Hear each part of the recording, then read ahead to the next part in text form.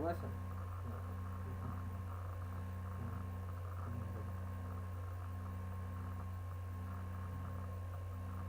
Надо исправляться.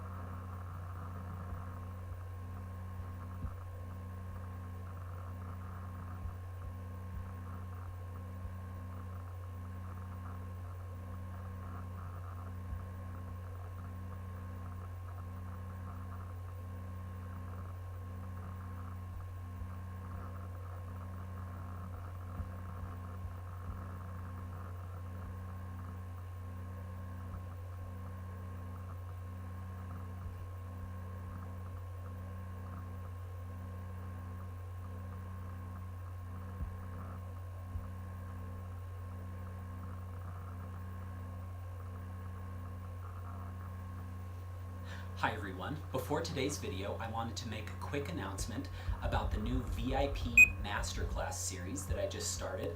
It features tailor-made videos customized to members' video requests, whether it be on the repertoire piece that they're working on or about a piano technique question in general. If you want to check it out, click on the link below. Now, on to today's video.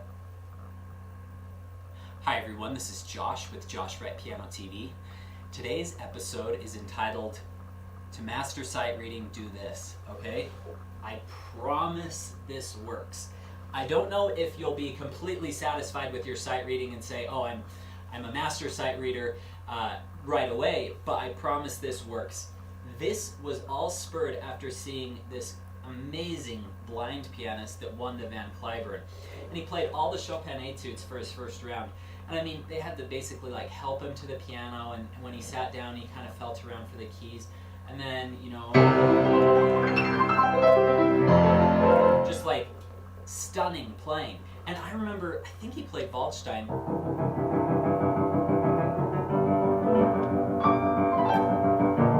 I mean, huge gaps.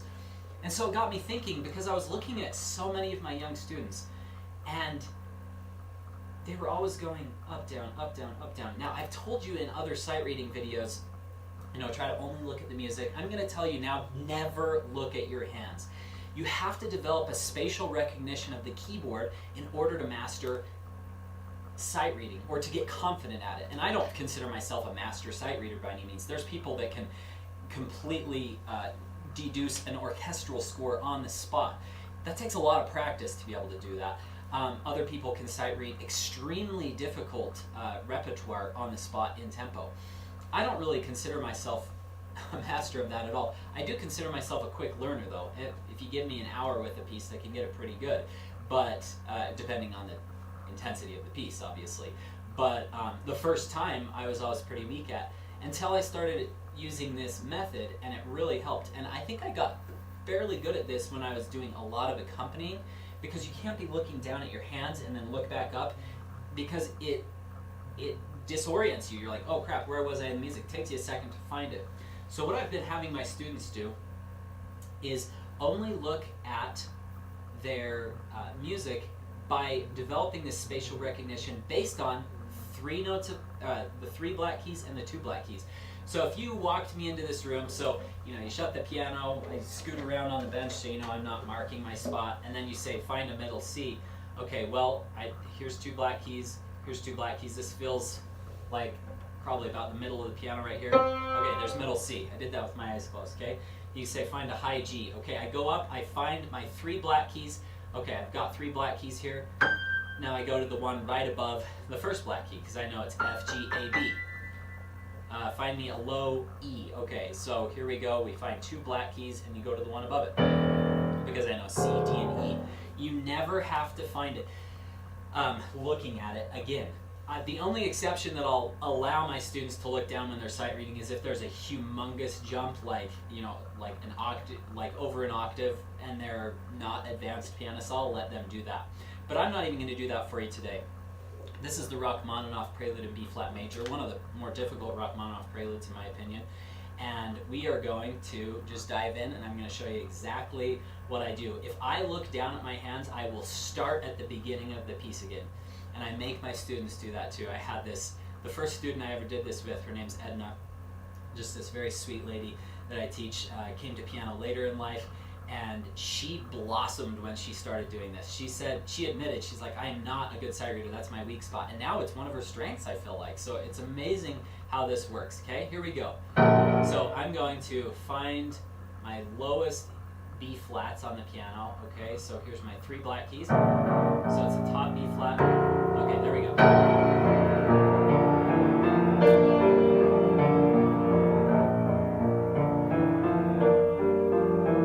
Whoops.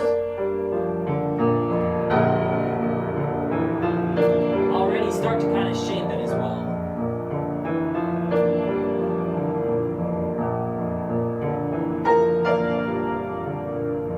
Let's purposely mess up here. Let's go. Say, oh shoot, I missed that B flat. Rather than looking down and seeing where I'm at, I'm going to reset. I'm going to say, okay, where's my 3 black keys? Here they are. I feel them with my thumb. Here's the 3rd flat, and I know what an octave feels like. Okay, I'm back on those keys, and let's see. The B flat comes in between an E and an F. Say I got disoriented with this hand, I'm going to find an E and an F. Here's my 2 black keys. Here is my E and my F. Okay, I'm good to go. I never had to look down at my hands to do that.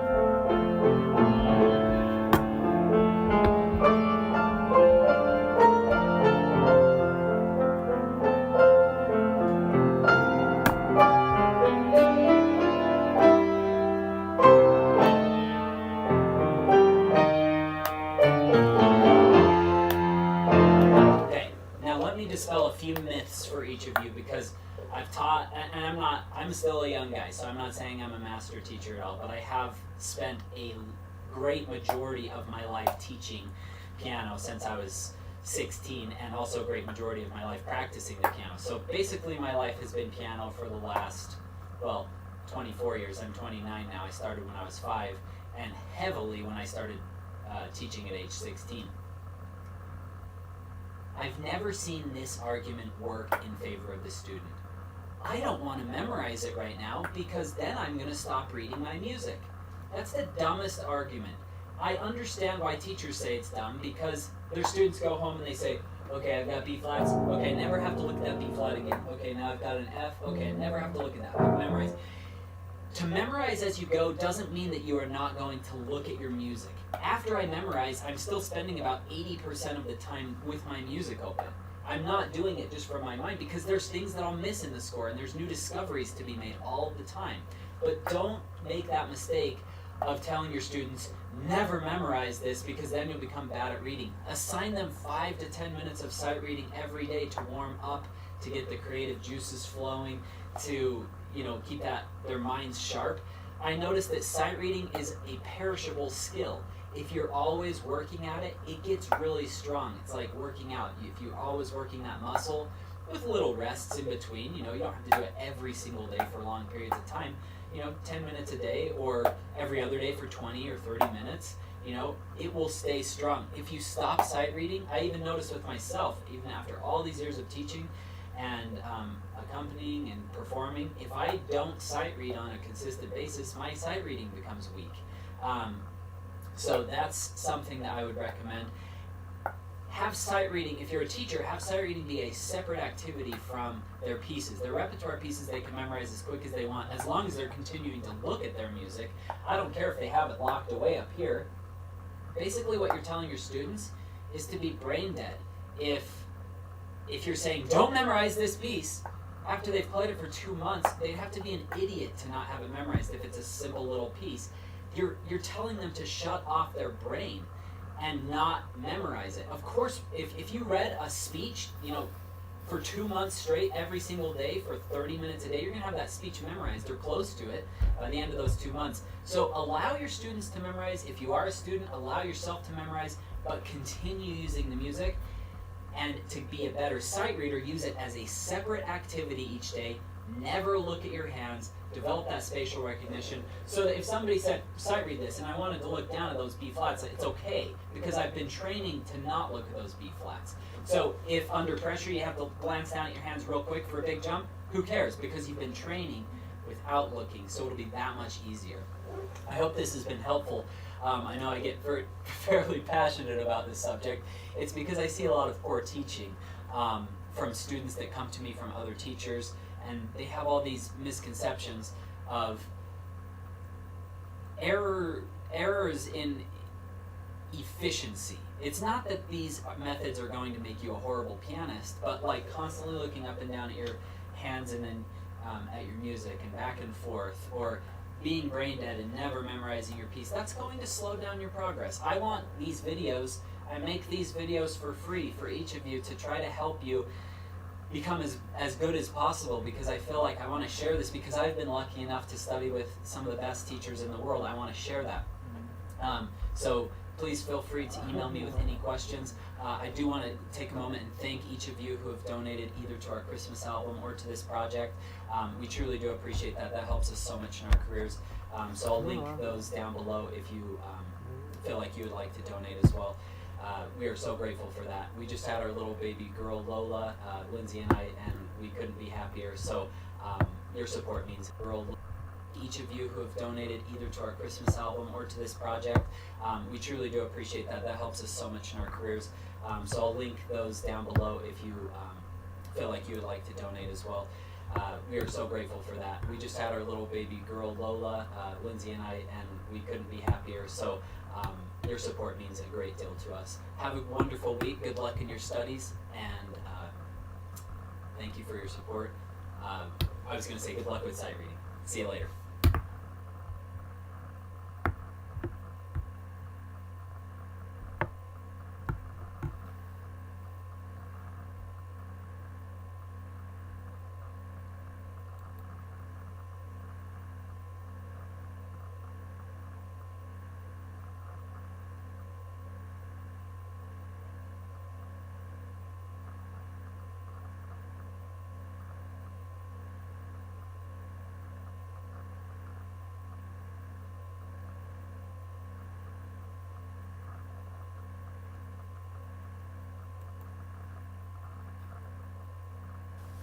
Hello and welcome to this piano pandemic activities video, and today we're going to explore the Prelude in B minor, opus 32 number 10 of Sergei Rachmaninoff.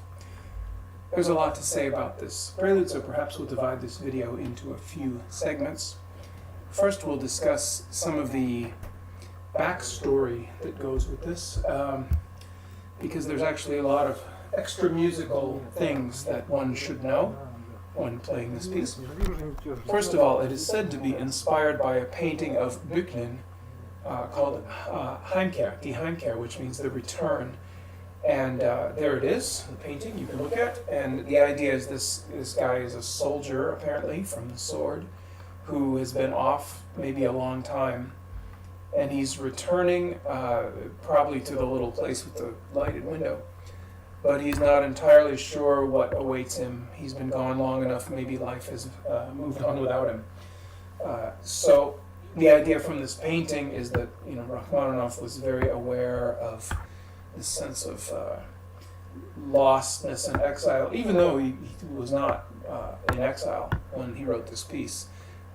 It was as though he had a sense that this was his destiny. So people say.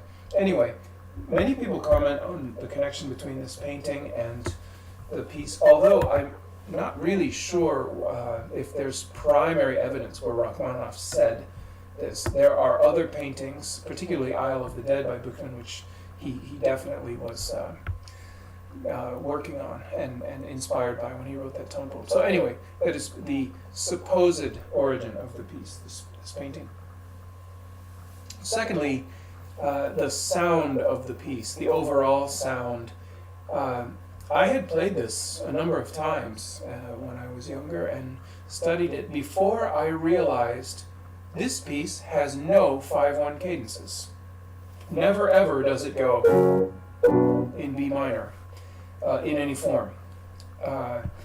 It just simply doesn't use the 5/1 relationship, and that led me to start seeing just how unusual and odd the harmony is. This is a very modal sound, and it is closely related to the sound he used for his choral music. If you really want to hear the sound of that, listen to the all-night vigil, also known as vespers, unaccompanied choral music, and you will definitely hear this sound of using the diatonic scale, a little bit of chromaticism, not much.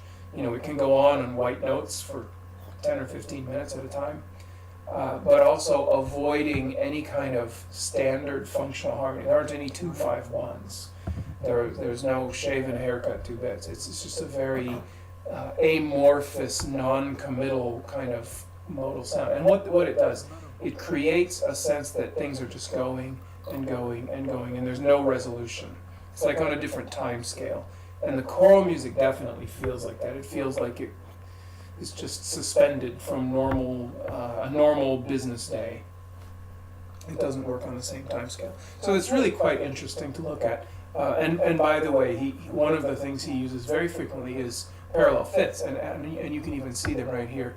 These very clear exposed fifths that move in parallel motion. He absolutely used those. That's part of his modal language. It's not because he flunked theory, it's because this is the sound he was after. Another characteristic we see is the dotted rhythm here that appears throughout the first section, and then when we get back to the end, it comes back. This is not an obsession, I wouldn't say. It's not everywhere in his music, but there are enough examples of it that it might be considered a characteristic rhythm. So the prelude in B flat minor from Opus 32 shows it, as does the prelude in D flat. We also see it in the second sonata, the B flat minor sonata. So it's one of his little characteristic gestures. Of course, of great importance is the idea of the bells. Now, bells are central in the Russian Orthodox, not just in the church, but in the organization of life. The bells are always ringing to mark different things, just the passing of the hours, of course, and church services and festivals and deaths and alarm and everything. Bells are the sound that mark the important things in life. And Rachmaninoff had this sound all the time, not just these single ringing, like this. That's a bell, okay? And then here's another one. But later, these tremendous bass chords, those are the ringing of the largest bell in the collection of the church, which is known as the Blagovest. Then you also, after that, even in this section, these rapid that actually resembles the sound of Orthodox bells. If you've ever actually heard them in person, there are different patterns that cycle through, and this very much sounds like that, those kinds of patterns. And of course with the large bells punctuating everything, and then with this cadenza, if you really let it ring here, you get the piano to ring like the overtones of a lot of bells. So more on that as we get to those sections, but the presence of bells, the sound of bells and their overtones in forming the harmony is very important in this music. Okay, next we have this weird little chromatic motion right here.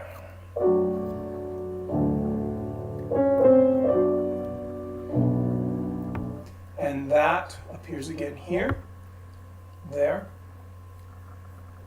very prominently at the end of the piece, here, there, and then the very end.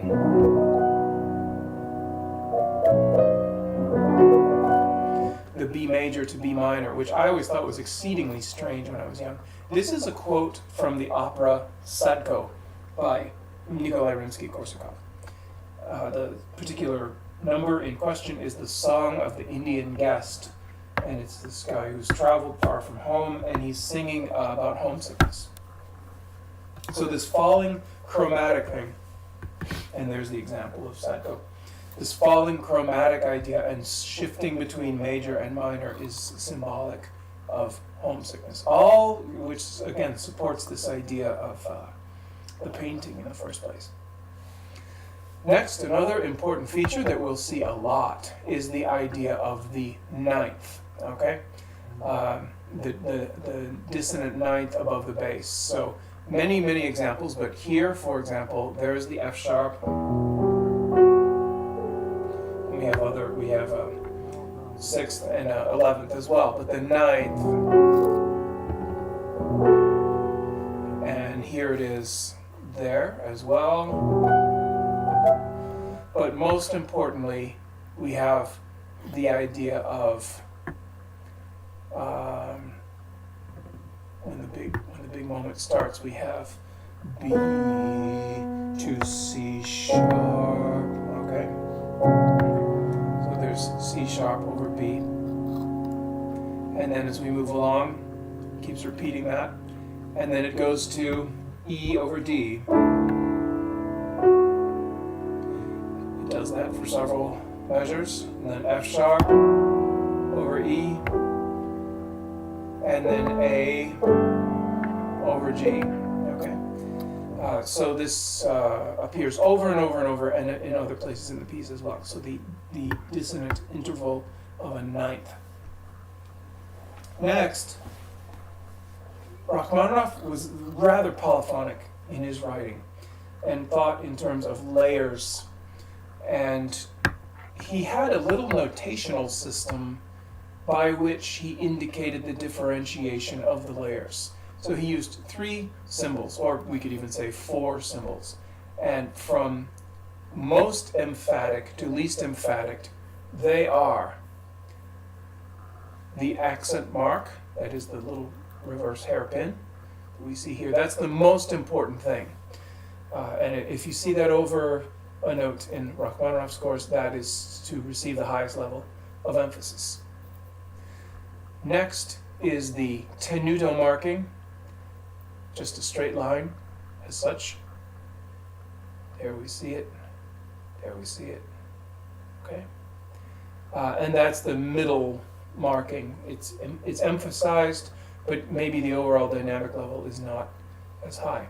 Then we have the dot here, here, here. And that's the third level, which is of less noticeability, less volume, but still somehow significant. And then you have nothing, which is the lowest level, the fourth level. And these markings are really very helpful when you look closely at his scores to determine what you're going to bring out, how you're going to orchestrate it, so to speak, or how you're going to voice it, as we would say in the piano world. So those are the 4 levels of his little plan.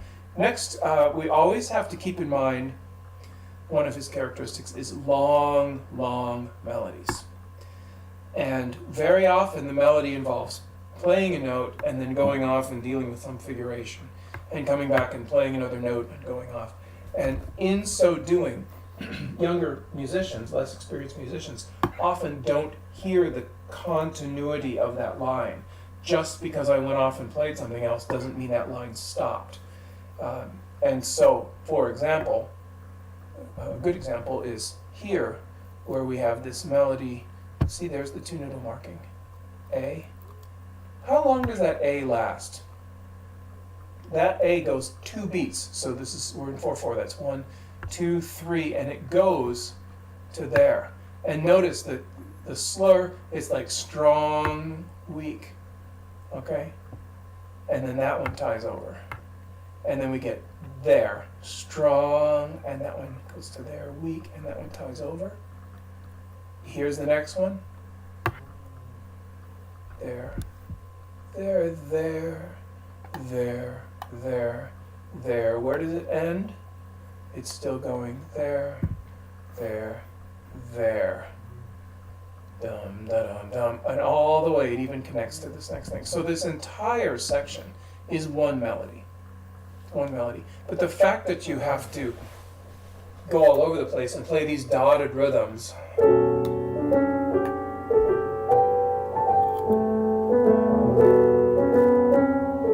It will definitely distract you from making that line into something very, very clear. So one must read very closely in this music in order to really understand what's going on. So that's a very, very quick introduction to this piece. In the next part, we will start going through measure by measure and working on it. See you next time. Ciao.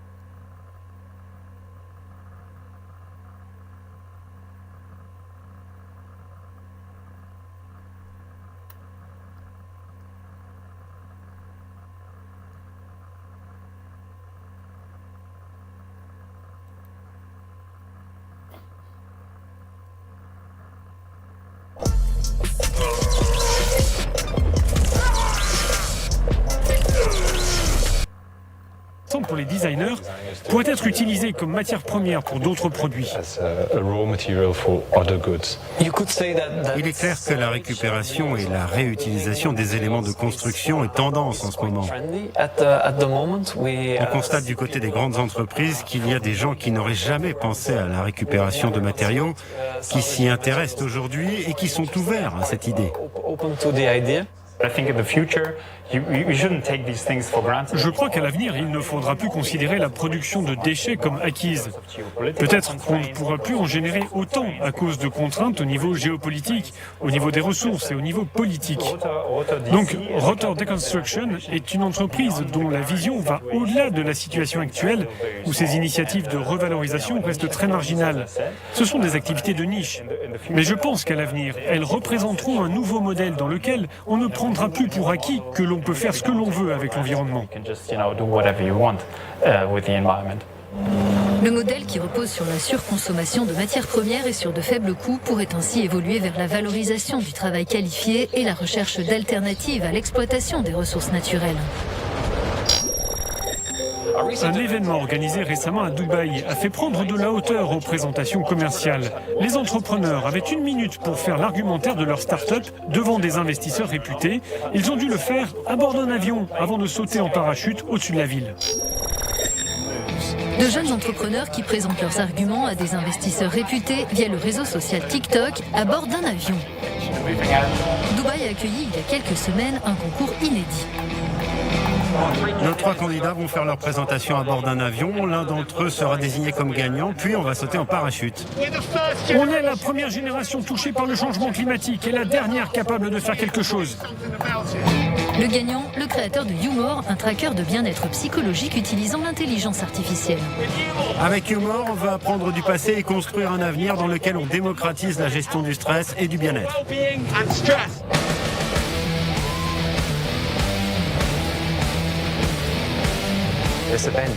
Cet événement est en rapport avec le fait de surmonter sa peur et incite à aller au-delà de sa peur. C'est le sens profond de ce concours.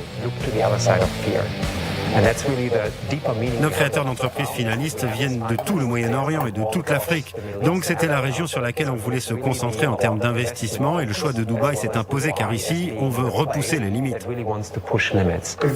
Parmi le jury d'investisseurs, l'inventeur de Google Maps, Lars Rasmussen, le cofondateur de Netflix, Mitch Lowe, et la première personne à avoir investi dans Zoom, Bill Tai. Que recherche-t-il dans une jeune start-up ? C'est un marché très vaste qui est en plein bouleversement et qui doit correspondre à l'ère du temps. Deuxièmement, il faut voir si l'entrepreneur a une bonne intégrité et s'il est capable d'exploiter chaque opportunité. Et troisièmement, il faut regarder si la capitalisation est adéquate, si le business model ne nécessite pas un énorme capital de départ. Car pour les capitaux risqueurs, les meilleures entreprises de technologie sont celles qui ont des marges élevées parce qu'elles proposent des produits très utiles. Ce qu'il y a de très intéressant aux Émirats arabes unis et à Dubaï, c'est le cadre réglementaire. C'est beaucoup plus simple de faire des affaires dans cet environnement. C'est le moment de créer son entreprise parce que d'un côté, il y en a beaucoup qui mettent la clé sous la porte et de l'autre, il faut en construire de nouvelles. Autant d'opportunités pour les populations du Moyen-Orient et d'Afrique du Nord dont l'âge moyen est inférieur à 30 ans et dont la main-d'œuvre est de plus en plus qualifiée. Что ты несешь? Не надо. Профессия.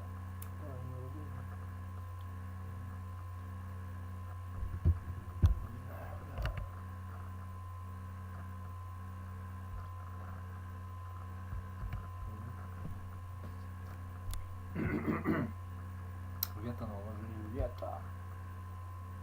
Я просто хотел посмотреть, что там.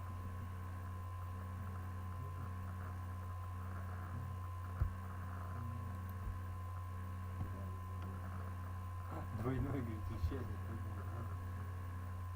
Думаешь? Дура. Нет, скоро закончится.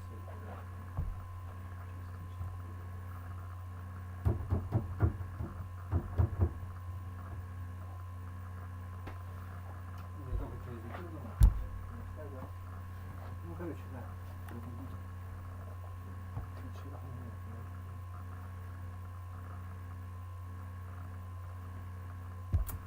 Не знаю. Он про себя так говорит. Качество это низкое.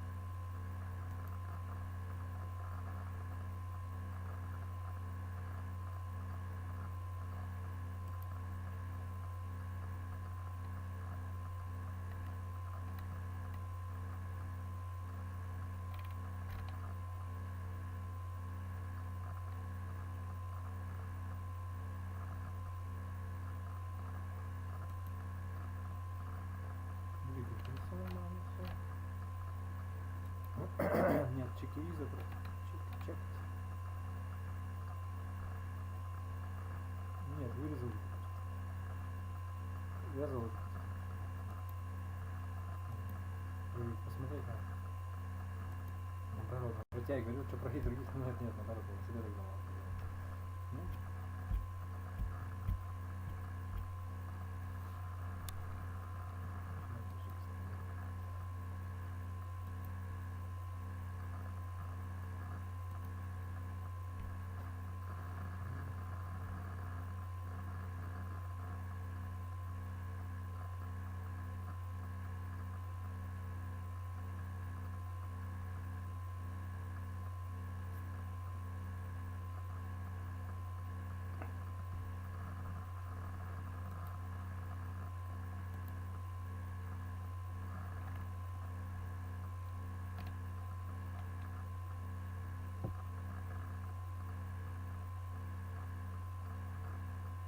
Как это же вырезано у нас.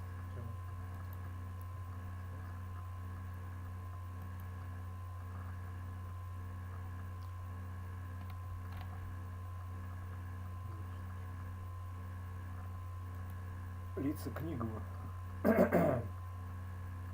Во вашей книге самое. Это тоже, смотрите, ну, пару минут.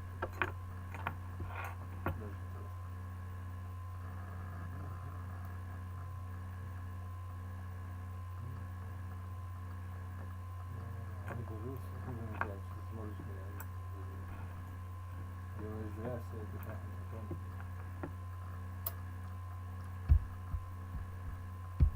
Что ничего не делаешь, ты хоть присягу делаешь. Les professionnels du jouet espèrent un Noël généreux malgré la pandémie de coronavirus. C'est aussi le cas du magasin Hamleys à Londres, fondé il y a 260 ans. Malgré des ventes en baisse cette année, l'engouement pour les achats en ligne et l'essor des boutiques éphémères semble avoir permis de traverser la crise. Pour les nombreuses entreprises qui ont ressenti les effets de la pandémie, Noël représente une lueur d'espoir. Dans le secteur du jouet, certains estiment que les mesures de confinement peuvent inciter les consommateurs à se tourner vers les jeux intergénérationnels. On met l'accent cette année sur ce type de produit. Ce sont des classiques qui permettent de réunir toute la famille. Et je crois que tout le monde passe beaucoup de temps à la maison et on veut tous être dans une ambiance cosy, familiale. De manière générale, les ventes ont chuté dans nos magasins. Donc je crois qu'il serait naïf de penser qu'on aura un Noël similaire à l'an dernier. Mais on enregistre un succès phénoménal en ligne et on multiplie les ouvertures de boutiques éphémères. Donc je pense que l'année sera très bonne malgré ce contexte différent. Ces dernières années, les jouets dérivés de films représentaient une manne importante à Noël. Mais il semble que pour ces fêtes, les jeux vidéo seront les produits stars. Reste que les jeux classiques assurent toujours une bonne partie des ventes, même s'ils ne comportent pas de technologie. On a eu un succès phénoménal avec les Lego, un immense succès avec les Barbie et puis les jeux de société continuent de marcher fort. Ils sont présents depuis des années et ils seront toujours de grands classiques. Chaque année, il y en aura une nouvelle version. Je crois qu'encore plus cette année, on sera tous encouragés à nous réunir autour d'une table et à jouer ensemble. Dans les rues commerçantes de Londres, la crainte d'un confinement pour les fêtes est bien présente. Certains sont déjà prêts à s'adapter. On partage le même appartement et on a décidé de ne pas faire de cadeaux de Noël cette année. Moi, je vais les limiter à mes parents.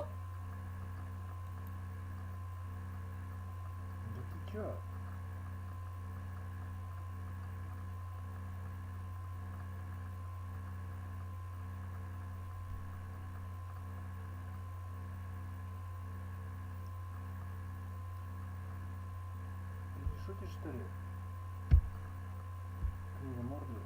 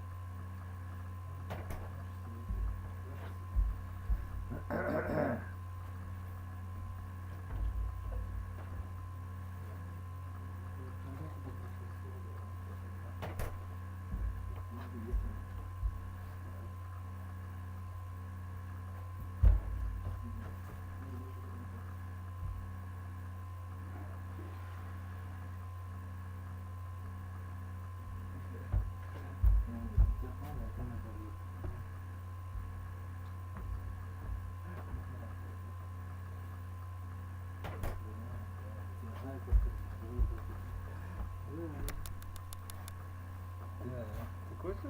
Прям все серьезно какой-то?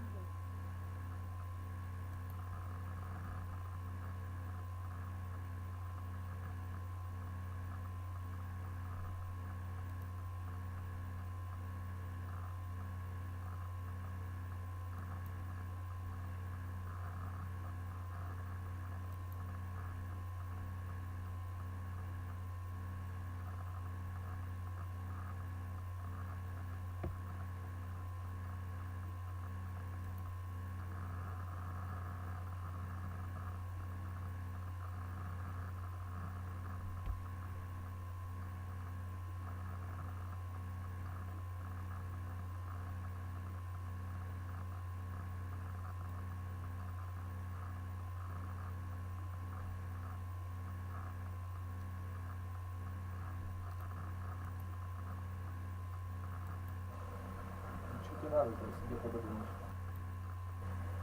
Нет,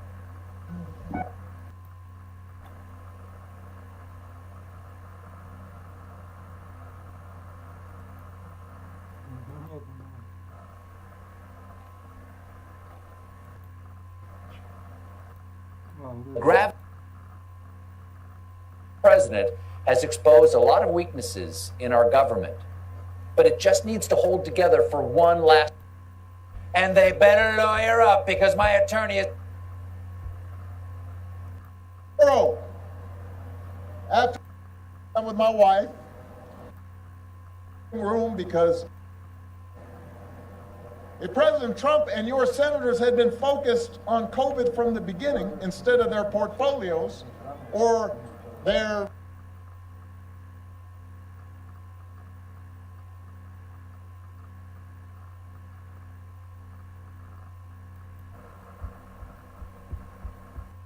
Что, почему 3 уже? Понял, я тебя понял.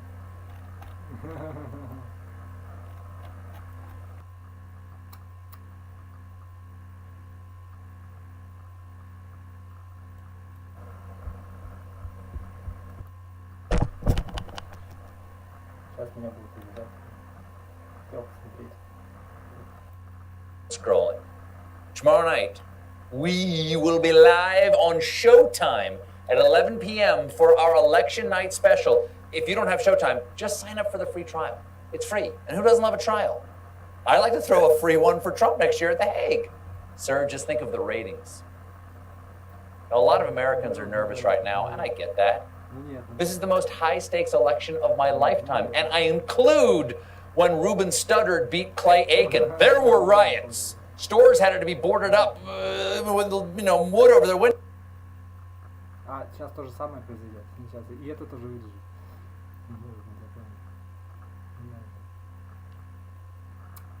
Я понял, прикольно. А почему 3-то? Почему 3?